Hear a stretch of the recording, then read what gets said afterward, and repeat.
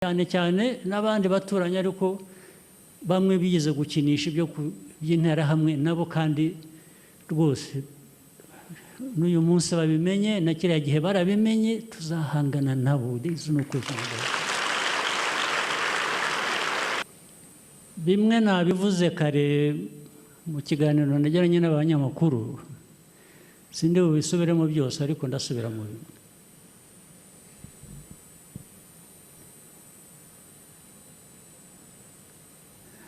Iyi ntambara mureba yabaye hariya cyangwa n'ubu ikiriho muri Kongo murayizi mwese murayumva buri wese niyo yaba afite uko ayumva kwe gutandukanye n'ukundi cyangwa n'ukwacu.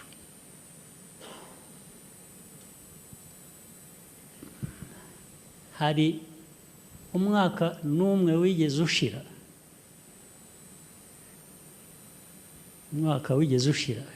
na rimwe tudasubiyemo ikibazo cy'interahamwe cya FDR riri hakurya hariya. Nibyo duhimba se, nibyo tubeshya se? Cya kabiri, hari na rimwe tutigeze tubwira abantu tunasubiramo ukuntu muri aka karere harimo ideology ijyanye na genocide, ijyanye n'ibyabaye hano mu Rwanda byo kwica abantu ukabicira icyo bari cyo. Hari ubwo tutabisobanuye, hari aho bitazwi ko byanditswe se, ko byanaganiriwe si yose ikabiha n'umunsi ikabivuga bigeraho bikarigita gusa bikazimira. Hari umunsi n'umwe tutigeze twamagana abayobozi muri aka karere bafata mikoro nk'iyi bakigisha abantu kwicara abantu icyo ari cyo. Hari na rimwe tutigeze dusobanura amateka ajyanye n'ukuntu abantu bavuga ikinyarwanda bari hakurya y'imipaka y'u Rwanda nka ba nyiri ibyo bihugu nyuma yo guca iyo mipaka. Bihuriye he n'u Rwanda? Twebwe u Rwanda ibibazo byabaye mbere y'uko mvuka cyangwa na nyuma nkivuka byaba bite ibibazo nateye igihewe cyangwa undi ungana nanjye? Bishoboka bite? Bishoboka bite kuvuga ngo ibyo tuvuga buri munsi bijyanye n'umutekano w'iki gihugu cyacu biragenda bigahinduka amabuye y'agaciro,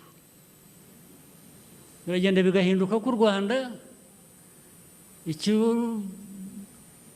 rukoresha ibyo rukora bigera ku mipaka yacu na Kongo cyane cyane n'abandi baturanye ariko bamwe bigeze gukinisha ibyo by'intera hamwe nabo kandi rwose n'uyu munsi babimenye na kiriya gihe barabimenye tuzahangana nabo.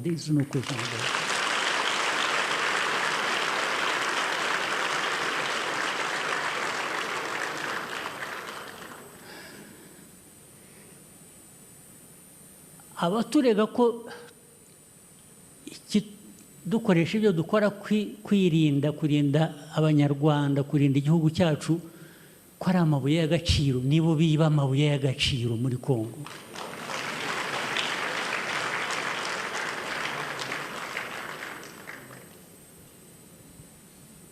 Ibi bihugu bikize byo hanze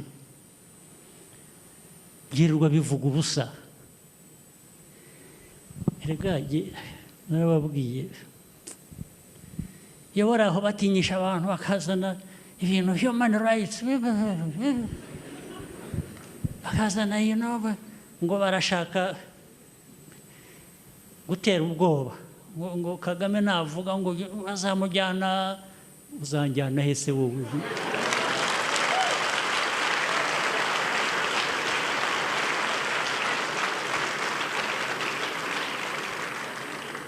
Wamvana he ko nza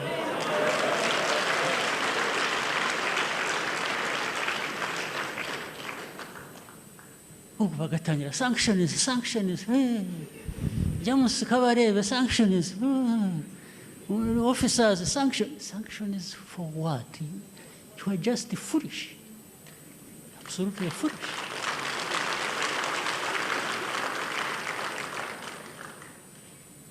Anybody dares?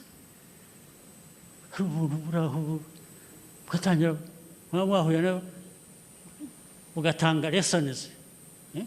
See a little boy, a little girl, kunuko bava mu Europe cyangwa America cyangwa Canada, uratanga lessons. Lessons? What lessons? What lessons does anybody have to give to me about my life, about my country, about my people?